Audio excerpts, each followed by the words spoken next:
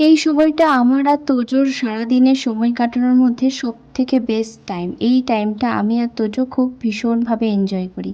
দাঁড়াও, তোমরা কি ভাবছো হয়তো ভুল ভিডিও আপলোড করে দিয়েছি? না গো, এটা শীতেরই ভিডিও। দেখতেই পাচ্ছ তোজো এখানে স্কুল ড্রেস পরে আছে, সোয়েটার পরে আছে। তো এই সময়টা আমি বাড়ি ফিরছি তোজোকে নিয়ে ওর স্কুল থেকে। আর ভয় পেও না, এই স্টেশনটা কিন্তু ট্রেন এখনও যাওয়া আসা করে না, তাই এটা অনেকটাই সেফ। তাই এখানে ছেড়ে দিই। আর এই রোদের মধ্যে ও দৌড়তে বেশ ভালোবাসে।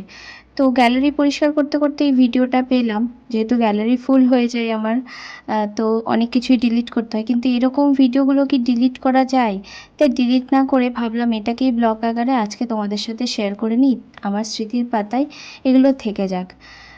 তো সেদিন শীতকাল ছিল, মানে বুঝতে পারছো তখন শীতকাল। তো আমি বানিয়ে নিয়েছিলাম সেদিনকে মটরশুঁটির কচুরি। শীতকাল মানেই তো মটরশুঁটির কচুরি আর আলুর দম বা আলুর তরকারি যাই হোক। তো আমার সেদিনকে মেনুতে ছিল একদম নর্মাল আলু চচ্চড়ি, যেটাকে বলে ঝোল ঝোল করে আলুর তরকারি, আর সাথে ছিল মটরশুঁটির কচুরি। কিন্তু আমরা এটা খেলেও তোজোর বায়না ছিল ওকে বানিয়ে দিতে হবে ডায়নো লুচি।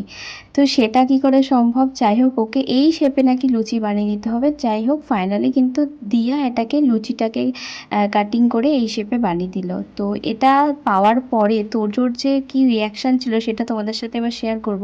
তো এবার তোমরাই বলো, এই ছোট ছোট স্মৃতিগুলো কি নষ্ট করে বা ডিলিট করে দেওয়া সম্ভব? তাই জন্যই তো এগুলোকে রেখে দিলাম আর তোমাদের সাথেও শেয়ার করে দিলাম।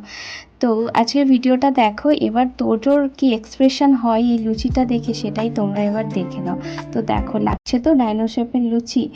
তো তোজো তো ভীষণ খুশি হয়েছে। চলো এবার ওর রিয়াকশনটা একবার চেক করে দিই আমরা। এই যে তোমার ডাইনো হয়েছে, ভালো হয়েছে, পুরো ডাইনো হয়েছে। এই দেখো কেমন করে কাটবে, এই দেখো পুরো ডাইনো। রর বল তো, রর রর। তেল খাবে নাকি ওর ফেস খাবা? ওর ফেস। ওকে, খাও খাও, টেস্টি। হ্যালো, এবার পা খাও। এদিকে তাকাও। তোজোর ডাইনো লুচি তো রেডি। এবার আমাদের পালা ছিল, আমরা সেদিন খেয়েছিলাম গরম গরম কড়াইশুঁটির লুচি আর আলুর তরকারি। তো আজকের ব্লগটা কেমন লাগলো অবশ্যই